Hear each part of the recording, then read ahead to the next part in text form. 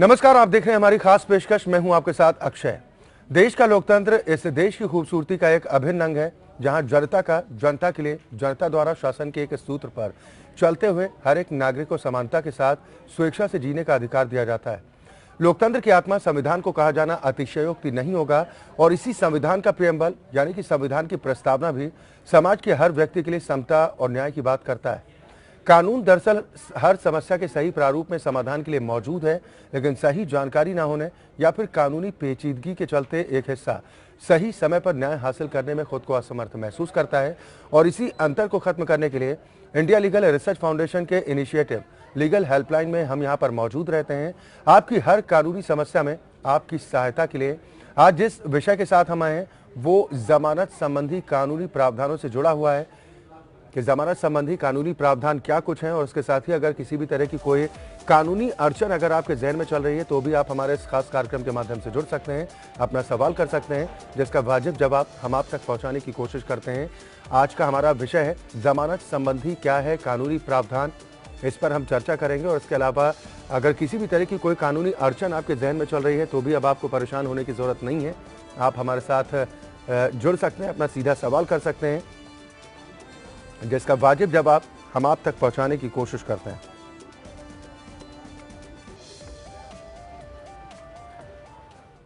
और आज विषय पर ज्यादा चर्चा और बातचीत के साथ दो खास मेहमान जुड़े हैं। नोएडा स्टूडियो में साथ संजय शर्मा हैं, आप अधिवक्ता हैं हाई कोर्ट के। संजय जी, बहुत स्वागत है आपका।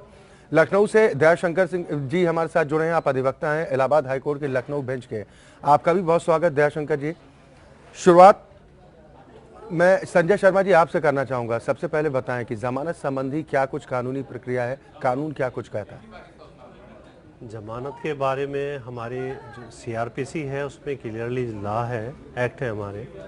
इसमें आपके 437, 438 और 439 सेपरेट है। जैसे कि 437 अपने आप में ही है, जैसे कि इसमें एक्सेप्ट हाई कोर्ट और आपके सेशन कोर्ट के अलावा एमएम कोर्ट जो हमारे यहाँ जो मेट्रोपॉलिटन सिटीज़ में होती है जी, उसमें आप 437 में आप रेगुलर बेल के लिए आप अप्लाई कर सकते हैं। और 438 इसमें आप विदाउट अरेस्ट भी बोलते हैं, ये एंटिसिपेटरी बेल के लिए प्रोविजंस है और ये किन्हीं स्टेट्स में लागू है और किसी में नहीं है। जैसे कि यूपी में ही ये 438 एप्लीकेबल नहीं है, वहाँ पे जो ऑनरेबल हाई कोर्ट है वो अरेस्टे रहता है वहाँ पे। और 439 है कि after arresting of the accuse फिर आप जो है बेल एप्लीकेशन मूव करते हैं, वो 439 जो सीआरपीसी है हमारी उस सेक्शन में आप अप्लाई करते हैं। ये 3 प्रोविजंस हैं जी। हाँ जी, चलिए बिल्कुल। हम अपने दर्शकों से भी अपील कर रहे हैं कि आप हमें कॉल कर सकते हैं अगर किसी भी तरह की कोई कानूनी अड़चन आपके जहन में चल रही है, तो अब आपको बिल्कुल भी परेशान होने की जरूरत नहीं है। हम यहाँ पर मौजूद हैं आपकी निःशुल्क कानूनी सहायता के लिए। दयाशंकर जी, मैं आपके पास आऊँगा। आखिर वो कौन कौन सी धाराएं होती हैं जिनके अंतर्गत जमानत नहीं हो सकती तत्काल?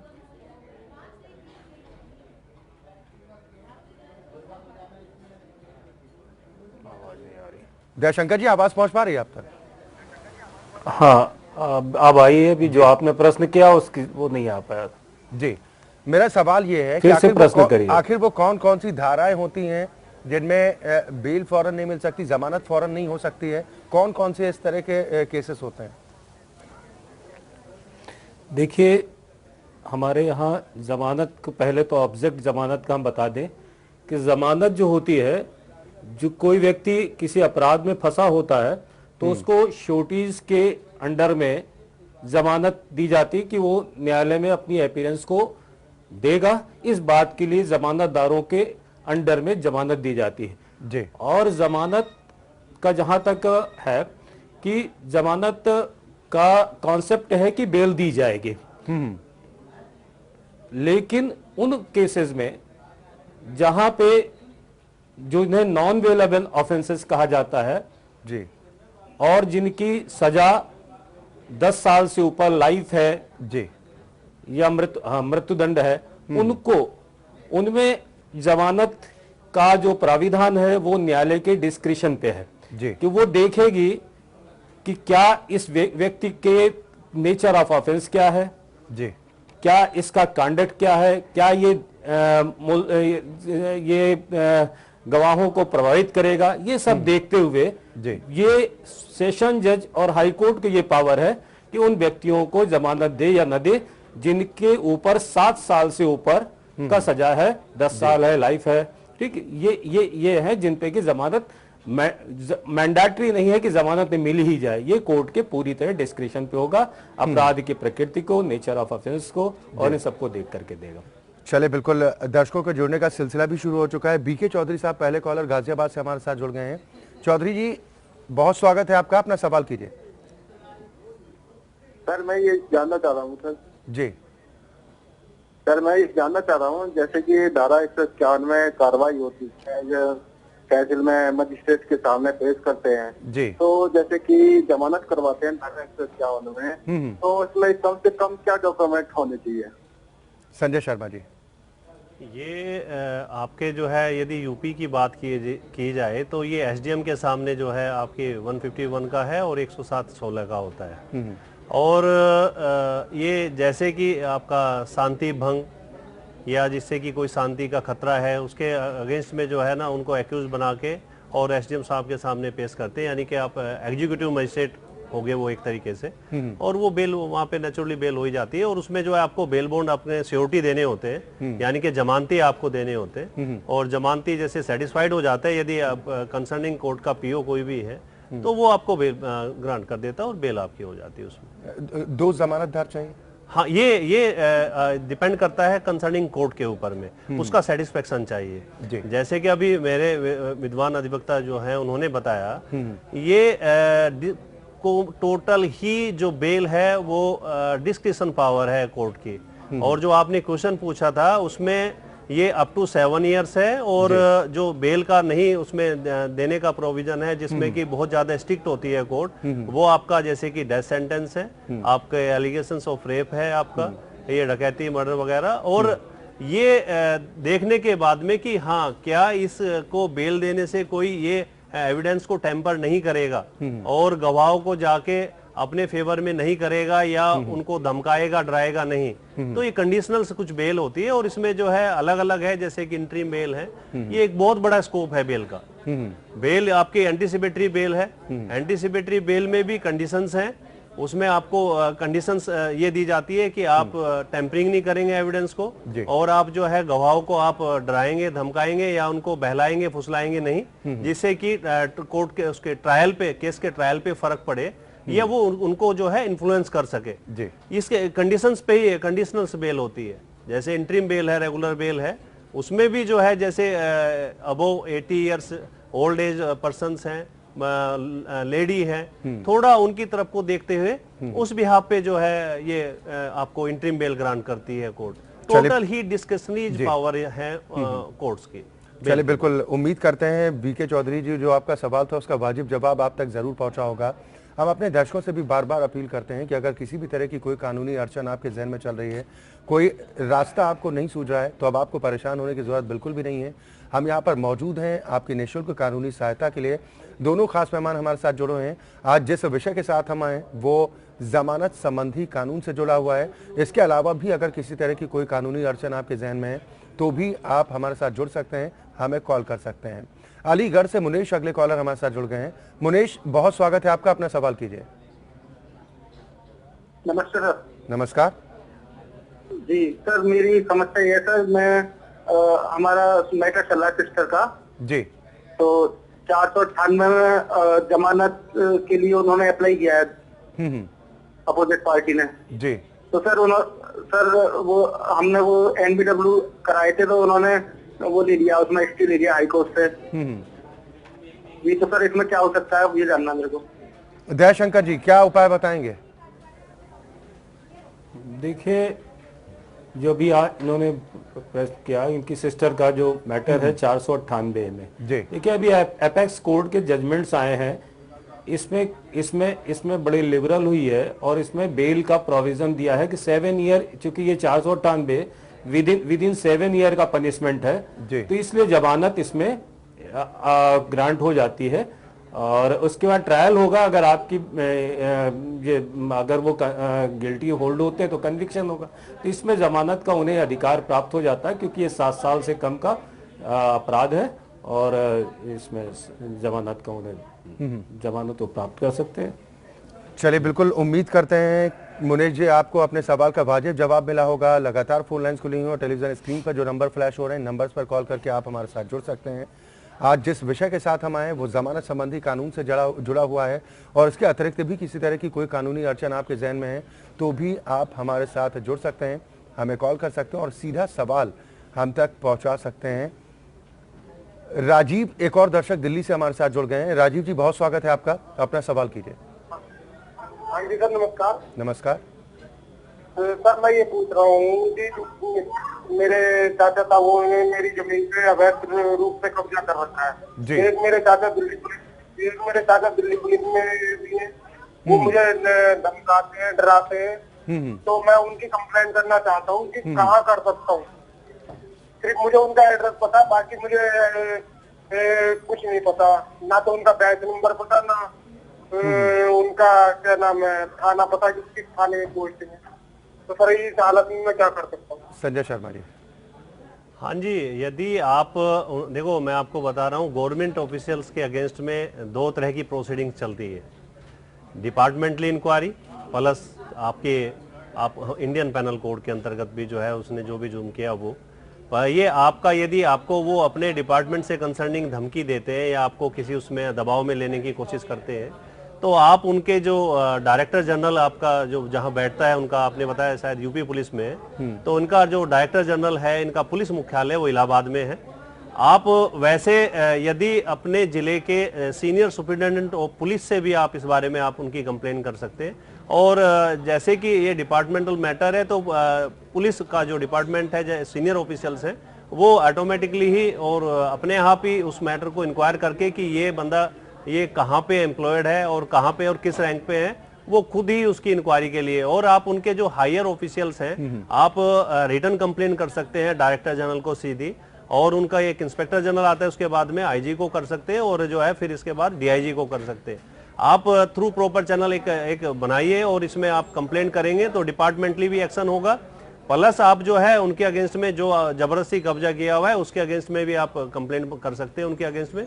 और इसको खाली कराने के लिए आप माननीय न्यायालय में जो आपका अक्षेता अधिकार पड़ता है आपका कोर्ट का, आप वहां पे जो है एक सूट फाइल कर सकते हैं यदि आप उस लैंड के ओनर हैं। कोर्ट आपको जैसी आपकी एविडेंस है उस हिसाब से आपको ऑर्डर आपके फेवर में करेगा, और एग्जीक्यूट आपको फिर वो कराना पड़ता है, और उसके बाद ये अपने आप ही वैकेट हो जाएगा। और उसमें आप रखेंगे तो डिपार्टमेंट भी इनके अगेंस्ट जो है एक लीगल और स्ट्रिक्ट एक्शन लेगा।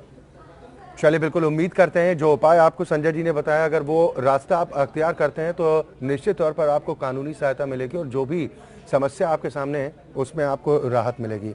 रतन चंद्र जी, अगले दर्शक जम्मू से हमारे साथ जुड़ गए हैं। रतन जी, बहुत स्वागत है आपका, अपना सवाल कीजिए। जय हिंद साहब जी, मेरी गुजारिश ये है कि गरीब की सुनाई कोई नहीं होती है। जनाब, मैं इतनी देर से कहता हूँ सर, जम्मू का पूरा डिपार्टमेंट, रेवेन्यू डिपार्टमेंट और पुलिस डिपार्टमेंट मिला हुआ है जी। सर, मेरी सुनाई नहीं होती, मैं किसके पास जाऊंगा? सर, आप अपना सवाल कीजिए, दिक्कत क्या है और आप चाहते क्या हैं? सर, मैं चाहता हूँ, मेरा मकान रोका हुआ है, 5 साल से लेंटर नहीं डालने दिया, मेरी मालकी है, सब कुछ है जी। जो पड़ोसी हैं वो 7 पुलिस में हैं और अफसरों के वो बैटमैन हैं, वो ऊपर से ऑर्डर कराते हैं, ऊपर से झूठ मारते हैं, जहाँ वो जम्मू में ड्यूटी है सब।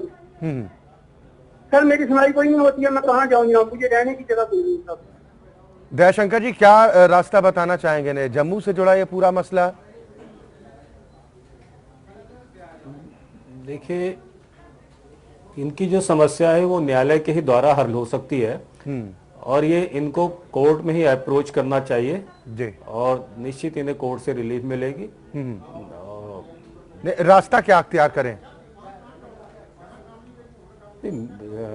रास्ता तो यही है कि अपनी पिटीशन को फाइल करें, और भाई संजय शर्मा जी, यही सवाल मेरा आपसे भी है कि जो अपना दर्द बता रहा हूँ, ये कॉलर हमारे साथ मैं समझ गया अभी इनकी प्रॉब्लम बार आ को। चुके हैं जी। ये जम्मू वाले जो बता रहे थे अभी, आपके जो श्रोता हैं, यदि ये पुलिस वाले जो आपके पड़ोसी हैं, ये यदि आपके अगेंस्ट में कोई ऑर्डर लेके आ रहे हैं तो सबसे बड़ी कमजोरी है आपके पास में, आपने जो आपके म्यूनिसिपल आपका जो है, जैसे यहाँ दिल्ली में एमसीडी है, म्यूनिसिपल कॉरपोरेशन होगा आपके यहाँ पे, आपके यदि वो नहीं है तो टाउन एरिया कमेटी होगी आपके पास में, आप वहाँ पे एग्जीक्यूटिव ऑफिसर होता है, ईओ रैंक का अफसर होता है, आप वहाँ पे एप्लीकेशन लगाइए कि मैं फर्दर कंस्ट्रक्शंस करना चाहता हूँ, तो वो आपको परमिशन दे के लिए आपको एप्लीकेशन मूव करनी पड़ेगी और वो आपको परमिट करेंगे। प्लस आप जो टैक्स वगैरह जो भी होता है वो आपको आपसे लेंगे, वो जो भी उसका जो एक गवर्नमेंट एक सर्किल रेट के हिसाब से वो चार्ज करते हैं। और आपका जो फर्स्ट है, आपकी लैंड का जो आपके मकान का है वो एक मैप होता है जिसको नक्शा पास कराना बोलते हैं, नक्शा पास का आप वहां से कराइए और परमिशन लीजिए वहां से।